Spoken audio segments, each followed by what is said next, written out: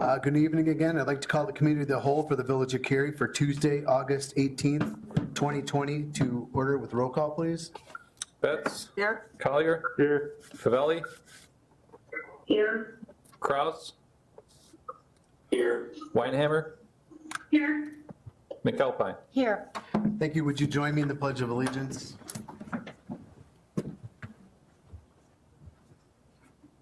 I pledge allegiance to the flag of the United States of America and to the republic for which it stands, one nation, under God, indivisible, with liberty and justice for all. Thank you. Now moving to the public comment section, where people can make comments to the committee of the whole. We have nobody here, so we'll go ahead and close that at 6:18. The item at hand is a discussion regarding an agreement for architectural services related to the McHenry County Consolidated Law Enforcement Training Facility. I will turn it over to Chief Finland.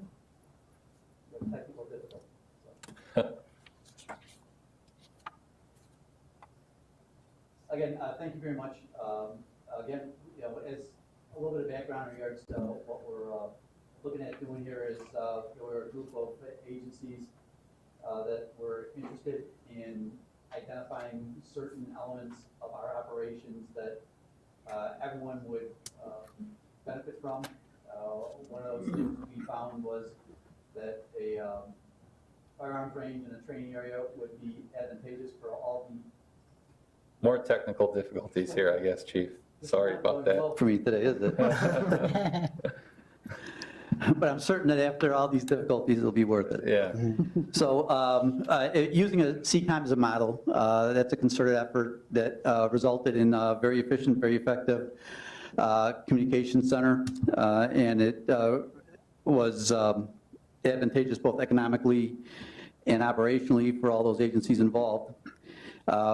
We had at one time met when we were transitioning to a common communications platform, that being Starcom that we've talked about before. And during that time period, the village administrators and the county administrator was there as well. And they had kind of tasked us with trying to find those items or elements that would be beneficial for agencies within the county to share services. So with that, training in the use of force, as everyone's seen lately, is critical, and it would be both advantageous to all the municipalities that are involved and for our police officers to improve their training as it relates to use of force and decision-making, because currently, at least our situation is that we have static targets and they don't turn, and the cue for our personnel to fire is an audible cue.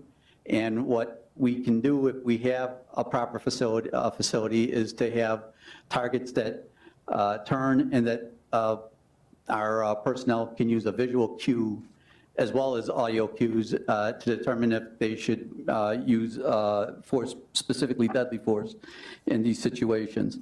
So a little bit of background in regards to that. These are some of the agencies that have been involved in our discussions. Most of them have enacted or passed resolutions that would support this type of endeavor.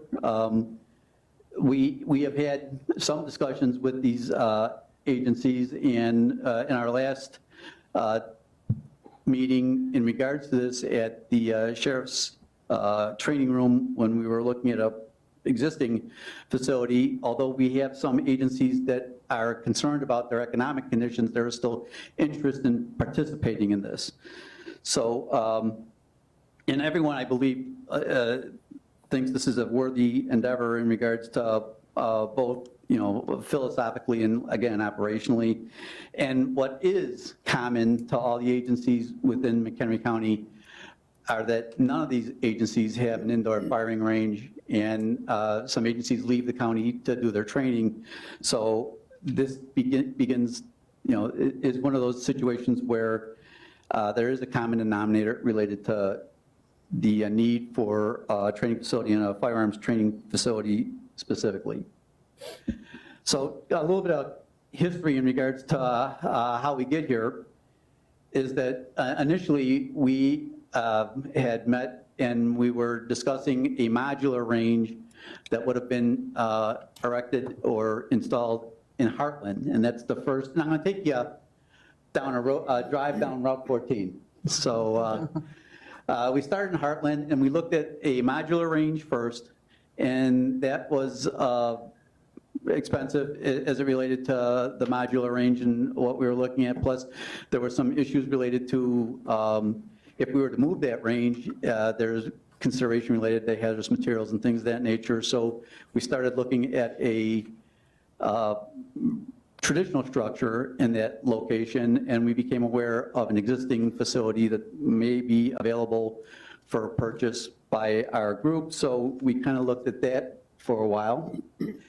And then we had in Woodstock a private-public partnership where owner of a property was interested in perhaps providing a building that would be retrofitted for police training. But when we started talking more seriously about the issue, it became evident to us that there was not a misconception, but a desire for the person that owned that building to recoup some of their operating expenses, and it would have been cost prohibitive. So we then looked at an existing facility in Crystal Lake, and although it was a very well thought out existing facility in regards to a firearms range, there were some challenges as it related to both cost, as we were engaged in some discussions with them, and we couldn't come to an agreement related to the amount that would be required for acquisition of that property.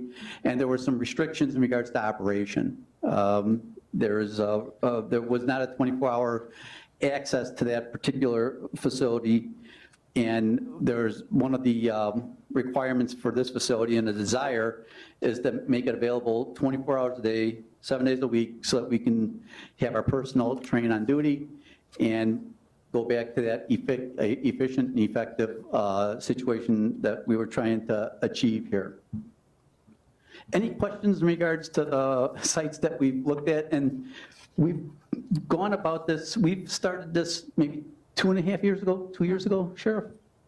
By the way, you know what, I didn't introduce Sheriff Prim. I should have introduced Sheriff Prim. He's here to answer questions and provide any additional comments that he might have in regards to this project. I apologize for that.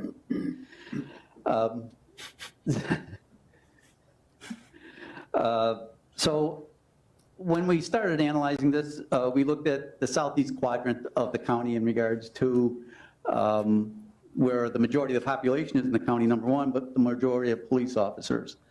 And when you look at the number of police officers pre-COVID in regards to employment, we have approximately 572 police officers, including the county, both road patrol and corrections, for a total of 572 officers that could use this facility in regards to the both training and firearms training. So when we started doing some analysis, it made sense to have a facility in this particular quadrant, as it would make it more convenient, easier to get to, and again, that efficient part that we were looking for in regards to location.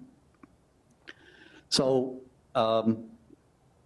when we weren't successful in regards to the cost of acquisition for an existing, we were looking for another option, and we have in the Village of Cary a very large parcel of property down at Public Works Facility, 454 Cary Woods Drive, or Circle, I'm sorry, 454 Cary Woods Circle. And in all those things, you know, being considered, there's certainly enough property there to locate such a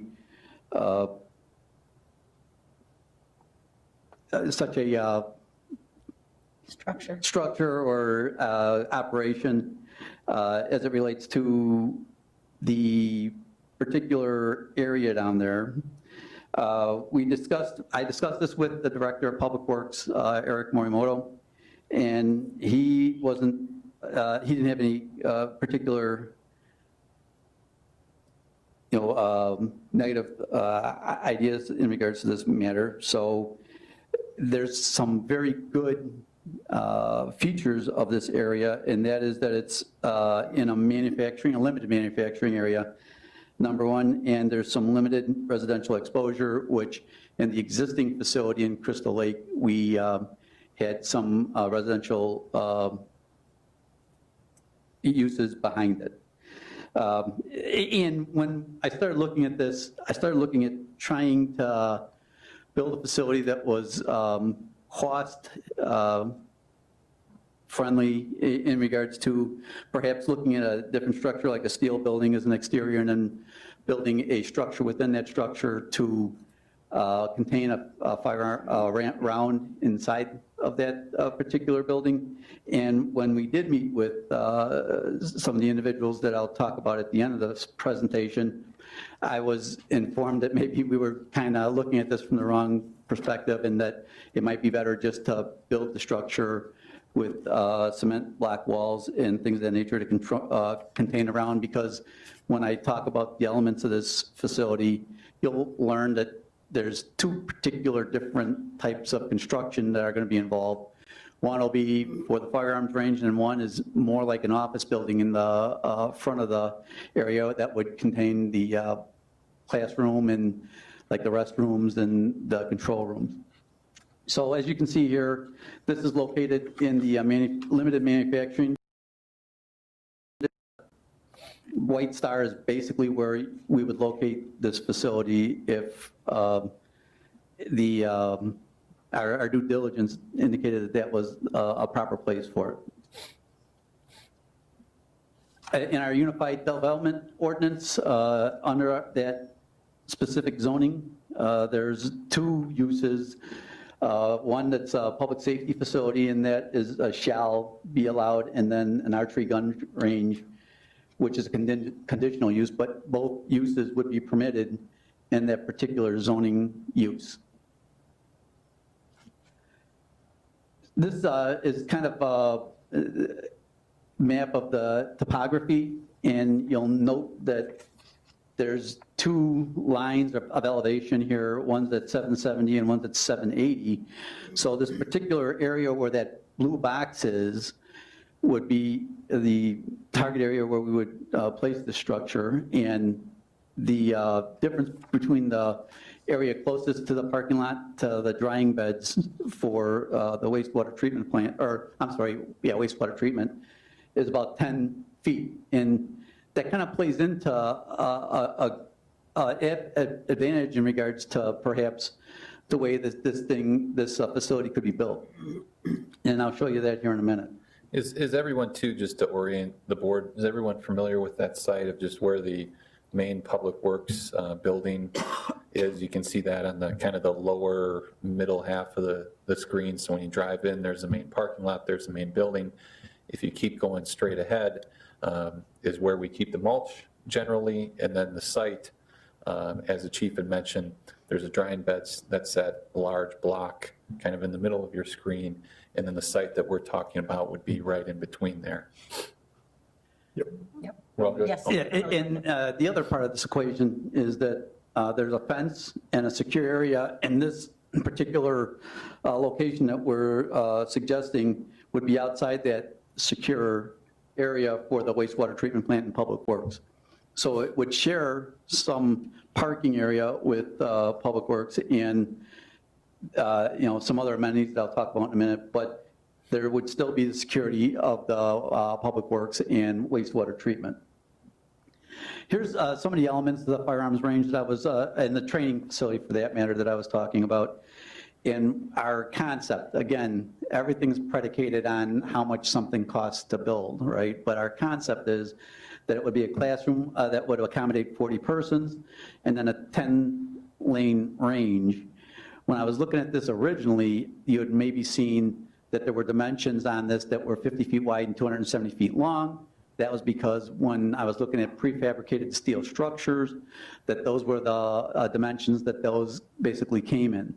But it might change a little bit because of the fact that we'll be looking at a different type of construction. But you'll see here, there's a control room, there's a cleaning area for firearms range, some storage, mechanical room for the office part, which is basically the wall that separates the range and the classroom area, and that's basically an office building. So you would have just regular heating, ventilation, things of that nature. The range is the part that would be on the other side of that wall, and you can see that it's 150 feet long. There'd be an area behind a trap that we'd like to get to for maintenance, and perhaps a garage door or some type of door, although a garage door might be expensive to put in, but certainly we can come up with another type of door that we could maybe fabricate, that we could put there that would be able to contain around, but not allow us access to bring perhaps a car there for firearms training for use as cover and things of that nature. The other thing that we looked at when we were talking about this is, our original concept was perhaps a tactical range that would allow shooters to move and shoot from different points within the range. We certainly don't want a single point firearm range where it would be static. But when we were talking in concept with the architect and the owner of the range company, they were talking perhaps that maybe the first 75 feet would be tactical. That would be for your sidearm training, and then the rest of it would be more of a single or maybe a couple points of fire, so that we didn't have to put baffles everywhere, because that's where it was starting to get very expensive as it related to the range and construction. So this is a concept. Thank you to Director Morimoto for getting these graphics for me. I appreciate it. And you can see where we've placed the facility. It would be adjacent to the current Public Works facility. It would be, as you can see in one of those graphics, kind of built into the elevation in that area. And I wouldn't hold me to these dimensions or the graphic schematic that's there, but that would be something similar to what we would be looking at as it related to the structure. Why would we look at this area? A couple of different reasons. Number one, we have a lot of land that's available there. And in fact, when we were looking at this, there were two options that we looked at. One was an area within the secure perimeter that was a little bit more level, but then we would have outside agencies going inside that secure perimeter, number one. But number two, there was other issues that we were looking at as it related to, as you can see, this might work well as for the backstop of the range, number one, and then number two, the adjacency of the parking area, because we could share that parking area potentially with Public Works, especially during those time periods when Public Works might not be in operation. On site, we have access to utilities, water, sewer, electric, where in some of the locations that, especially on Heartland, we didn't have those necessarily readily accessible. It's allowed in this area. And the other thing was that we already have a curb cut, so we wouldn't have to worry about a curb cut into the roadway. And because of the topography here, there's a potential to install the ventilation equipment for the range part of this on a ground versus on the roof, so it wouldn't have to be built to withstand the amount of weight that would be placed upon it if it had to be roof mounted. When we talked about this originally, we had the chiefs and the village administrators at a meeting, and we were trying to identify the advantages of doing a shared facility. And this was, it was either before or right at the time when most of the municipalities that were involved passed resolutions supporting a concept like this, is, for example, using a build price of $2 million and assuming that the facility would last at least 15 years, although it would probably last longer than that. You would look at $133,333.33 a year. And if you took that divided by 505 police officers, assuming that perhaps one large agency might not participate or might not participate initially, you're looking at about $264 annually per officer. And if our agency, the Cary Police Department, used that number, that would equate to about $6,864 annually. And when I did the math on that, with our current collective bargaining agreement and our patrol officers making $29.30 an hour, at their overtime rate, it would be $43.95. That would equate to 156.2 hours a year, and that would be 13 hours a month, which is, if you look at this from a standpoint of the number of hours that we could potentially save, if we did this on duty, it would be 4 police officers, because depending on the length of training and travel time and things of that nature, there is a potential that you could figure between 2 and 3 hours a session for each officer, so that you're looking at probably 4 officers where you could recoup that expenditure. So when we start talking about return on investment, that's what we were looking at as it related to how we could justify building such a facility from a economic perspective, not necessarily from the efficiency, effectiveness, operational perspectives as well. So, we've talked about this before, but here are some of the reasons that I believe this is a good idea and that this should be something that we pursue. Is it's an asset. So the facility will have some value, and all the agencies that would be involved in this would have some equity in the facility. One of the biggest thing is the, I will call it a liability inoculation, but if we offer training to our personnel and we have something occur, we can say that we trained our personnel to a level that would, is more than reasonable, and we could use that as a defense as it relates to some type of civil liability. Again, shared expenses improves efficiency. The first time you see someone from another agency should be at the scene of a critical incident, and with this facility, we would have a concept where if we had personnel from other agencies that needed to perhaps qualify, they could maybe qualify with another agency that was running some type of training or qualification.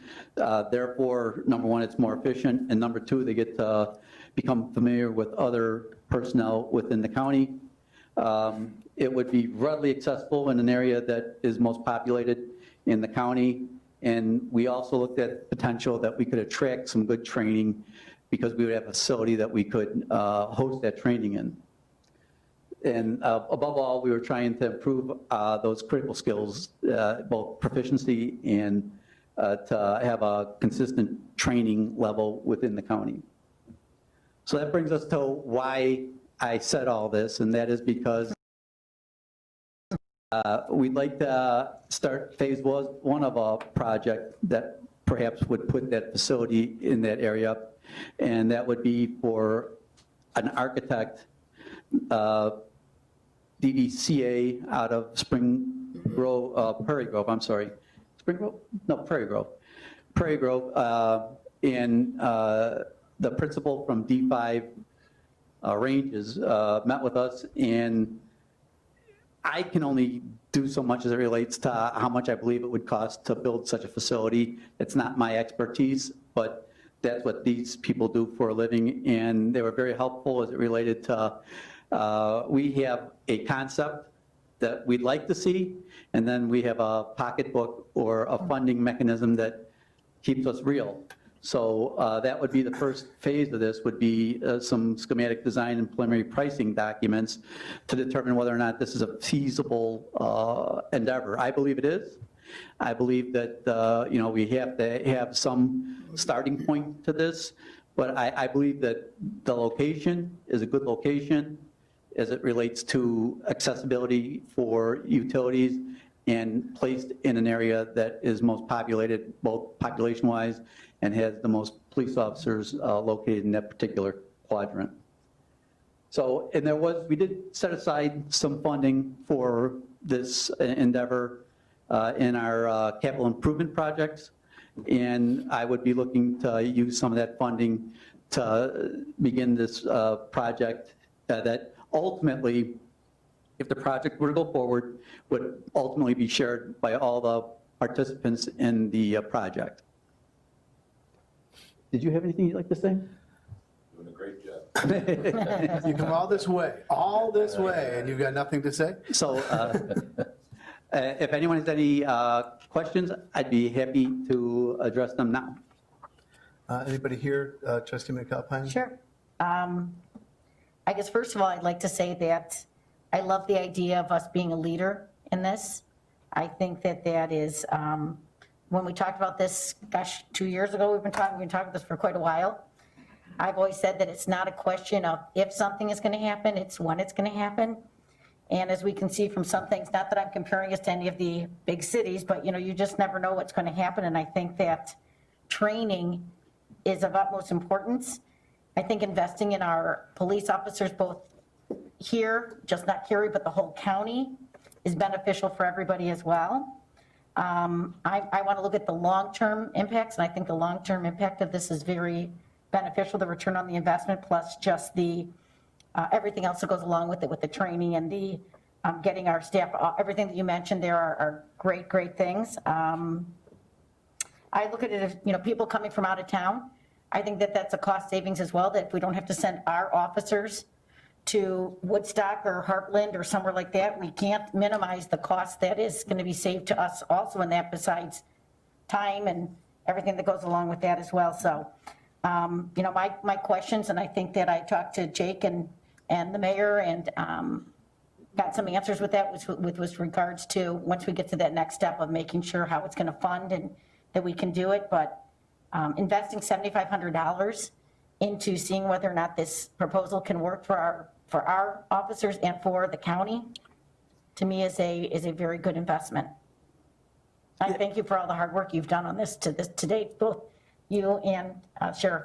We appreciate all the work that you've been doing with this. I'm just stubborn is what it is, to be honest with you. But there's good things to be stubborn about. I'll also tell you that I've worked in a organization where we did have a training facility that we could attract some good training, yes. And there's a benefit to bringing 30 additional police officers into yes. Community, because they all have to eat. Yep. And then when they go to lunch, you have that many more police officers that are out and about in your community, and it's not a bad thing to be known right. for in regards to that, number one. But number two, I've also been involved in it was a concept of a project that was put forward in Lake County by two architects, where they would have had a very similar idea, but there was no funding. Mm-hmm. And it died. Right. The project died, and that has given me the impetus, or that's my catalyst to continue forward, because I'd hate to see, we have funding here, we have interested municipalities here, we have interested agencies here, and if, this is a good project, and it will be one of those things where we can showcase that we can work together, number one, and it improves both our ability to deliver services, but also in regards to being efficient and being good stewards of taxpayer money. Correct. I agree with you. So I would like to pursue. Trustee Collier? How much did we set aside in the capital improvement for the It's like project? to start? 116,000. 16,000, yeah. That's what I thought. Yep. It was over 100. Yep. I think it's a great idea also. Should definitely explore this. Move I- forward. Trustee Betts? I definitely think training is very important, especially now the times that we're going through. So I definitely feel that this would be a good thing. I also liked where it's placed and the elevation. I liked that the elevation, the ground levels. And I think that 7,500 is a good investment. Thank you. Trustee Cavelli, any comments?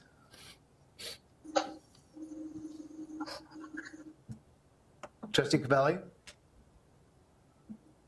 All right, we'll go to Trustee Kraus. I'm in favor of it. I think it's a good idea. I like it. Trustee Weinhammer? I just have a quick question. I am in favor of it. Do we have a commitment from other communities as of right now? And I'm going to answer that conditionally. So please, take this as a conditional. Before COVID, yes, we had a number of agencies that were absolutely committed to this, and we still have a core group of agencies that are committed to this. We have two agencies that have kind of are a little bit cautious in regards to the economics, one of which is very interested in the facility, and the other one, I believe, is also very interested, and it's more related to how the pandemic affects their budget and the impacts that they'll feel. But absent that, I believe that we have a very good core of agencies that are interested in this project. I don't know if you have Beginning any- with the sheriff. Well, the sheriff is coming, he's a big driver in this, and he's got a substantial amount of money think to you're fine. invest in a facility like this that would benefit the entire county. Thanks, Mayor. No, I mean, it's a wonderful project, and the more, we talk at length, and I'm gonna tell you, living in this town, we have an exceptional chief, and I'm really proud of what we do in this town as a resident. When you talk about leading, I think when we do eventually construct this facility, it's gonna be the basic field of dreams, right? You build it, they'll Yep. come. I do know that there will be other communities that come into this project, and as they come in, our costs always are gonna go down. And then you can drive out the economic benefit. Not only are you not paying somebody to go out of town and train, you always have them accessible to you if a critical incident were to arise at that same time. So the value locally, not just countywide, but the village of Cary, if something were to happen in this community, the immediate response that we would have would be outstanding. And the ability that we could orchestrate and coordinate that response and do it in such a timely fashion and do it in a professional, consistent fashion, I don't think you could buy a better insurance policy. I agree. And I also did, when we start talking about the benefits of such a facility, it can also be used in an area where you can stage people so that if there's, some type of, demonstration or assembly where you needed to have people set aside or staged before they were going to respond someplace, it'd be a perfect place to do something like that as well, so that there's a mutual aid component to this as well as a training component. Yep. Trustee Cavelli, are you back? Sorry. Trustee Weinhammer still has, so the question I have for the chief is, the dollars that were presented, is that based upon the commitment that you guys have of today? Well, that was, actually, the dollars that were there is, to the most part, I excluded one larger community because there's a good potential that one agency might not participate. So that's where I get that 505 law enforcement personnel. So when you start looking at this, we were always looking at this from a proportion of the cost of the facility to the number of personnel that are assigned to each agency. That was how we were kind of breaking this out before. And to be perfectly frank with you, what we need first now is for the architect to tell us a ballpark figure in regards to how much it's going to cost to construct, so that we can then again look at if it's a feasible project, number one, and number two, what that proportional cost would be for each of the agencies. There's no guarantee that this is going to happen. That's part of this first step, is doing that study Right. to see if this makes sense here. As you can see, the chief and the sheriff have looked at multiple different sites. I don't know if we have any other sites in our back pocket, but there is a chance that this may not work out. We're pretty optimistic about it, but you just don't know. And I'll tell you, I had an epiphany. I was just kind of looking at the public works facility and said, we have a lot of land down there, and then started, kind of doodling on the area and talked to Director Morimoto, and he wasn't opposed to having a bunch of police officers hanging around the public works facility. So after that, I brought it to the village administrator, and that's how we started looking at this. But it's a pretty reasonable investment here to find out. When you look at the cost benefit and the risk reward, I mean, it's substantial here. Mm-hmm. So we think it's a great project and it makes sense for us. That answer your question, Trustee Weinhammer? Yes, thank you. Trustee Cavelli, are you back? Can you hear me? Yeah, we can hear you. Do you have any comments regarding this project? Yeah, I have some questions. First, I just want to say I wholeheartedly agree. Training, very critical, no doubt about it. I just want to get some clarifying things, I guess. So what other communities are also involved in this project that'll be contributing?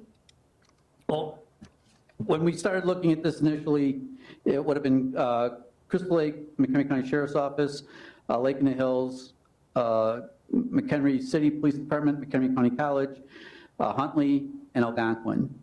I'm assuming that one of these agencies won't do this, so I assumed it was the largest agency for purposes of, that calculation, number one. But I know that we have Algonquin, McHenry County College, Lake in the Hills, our agency, the Sheriff's Office, that are very committed to this, and Huntley and McHenry City Police Department are kind of taking a wait-and-see attitude as it relates to the economic impact on from the pandemic. Although I will tell you that McHenry City seems to be very supportive of this, and I believe that the Village of Huntley would also be supportive of this, so long as they could make the budgetary considerations work. Okay, and is Crystal Lake still in then? Crystal Lake had been in it. They have not been as participating as often. I do include them in all of the correspondence. And again, we would never exclude anyone when it comes to doing this facility or moving forward with this project. Okay, so I understand clearly. So there's 5 entities, including Cary, that are going to be in on this project, correct? I think that's fair. Yes. Okay.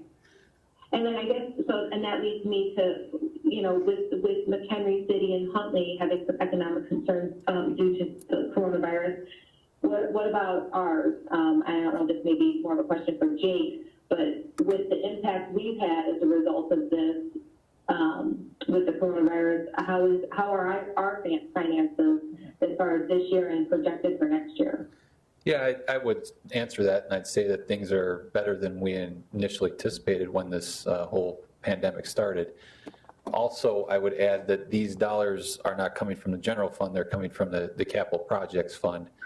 We had initially budgeted $116,000, this is a $7,500 spend, and so it makes sense. If I didn't think so, I wouldn't be recommending this.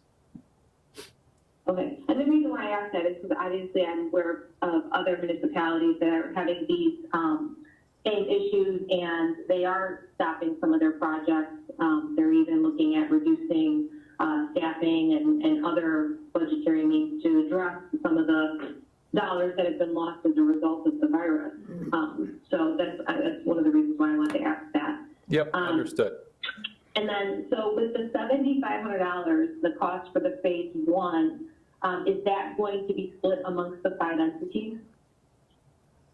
Right now, we're recommending that we take the lead on it. If the project does happen, yes, absolutely. That will be split amongst the participating parties.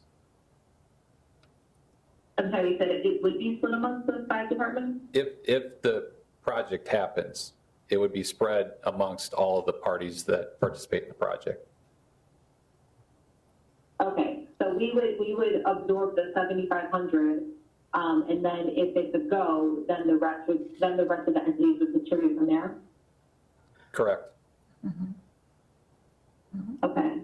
And if for some reason, let's say this project didn't go through, are there alternative means for training for the officers? I'm assuming, you know, like the other towns that aren't involved in this project do have other means to train their officers? I would answer that they're temporary. I will use our experience as an example. Is we were shooting at the Meyer Material Quarry on the west side of 31, and when we just recently asked for some trimming of weeds, or we were calling it scraping the area, they suggested that we use Algonquin's area of the quarry. So we, in essence, lost our area of the quarry and now are sharing with Algonquin. I know Lake in the Hills uses St. Charles and Schaumburg, I believe. I know that McHenry City uses a private club right now. Crystal Lake uses On Target. The Sheriff's Office has an outdoor range off of Heartland. And Algonquin uses the Meyer Material area.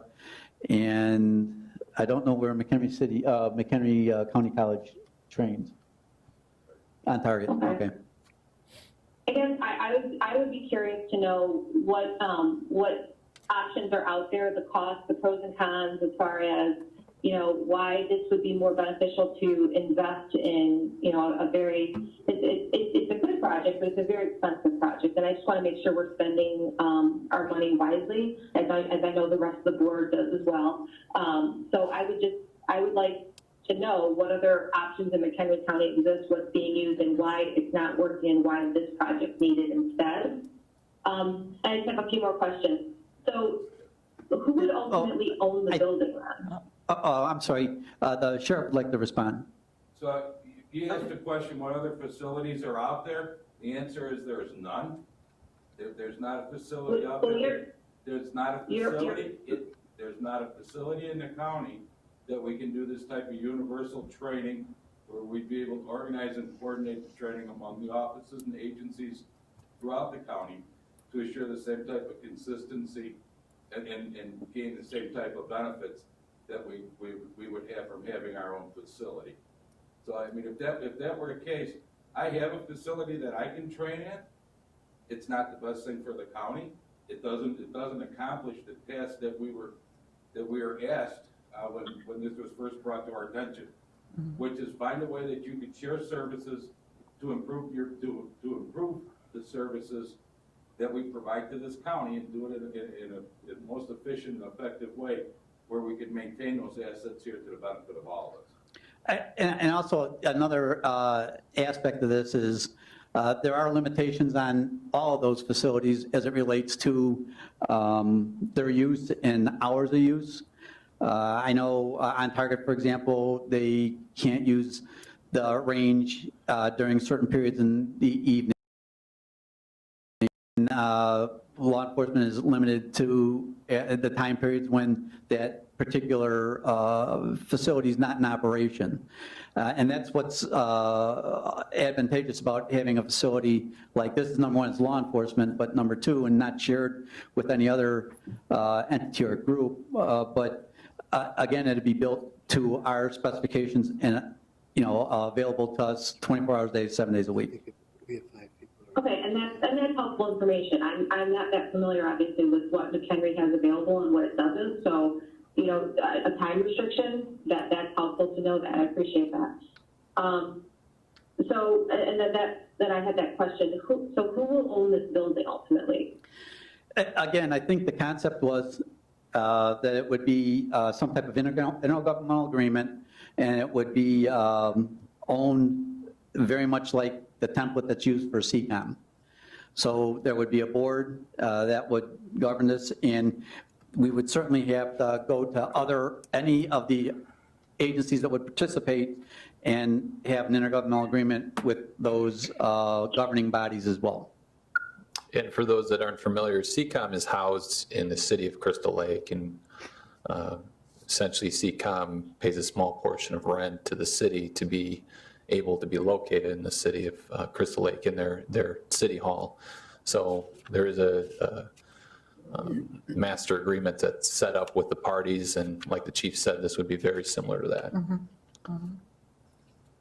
So, and then that leads me to my next question then, which would be, before we spend money on the project, even for the design, wouldn't it be prudent to maybe get an agreement in place first so we know who is committed and responsible, what we're looking at before we spend the money on this, on even getting the design of this? Well, I think that we have an idea of what it would cost. I'd like to get it more concrete as it relates to how much the project would cost. I think it's better to know what we think it's going to cost, and if it's feasible to go forward versus trying to get an intergovernmental agreement together and not know how much it's going to cost or if the project would go forward.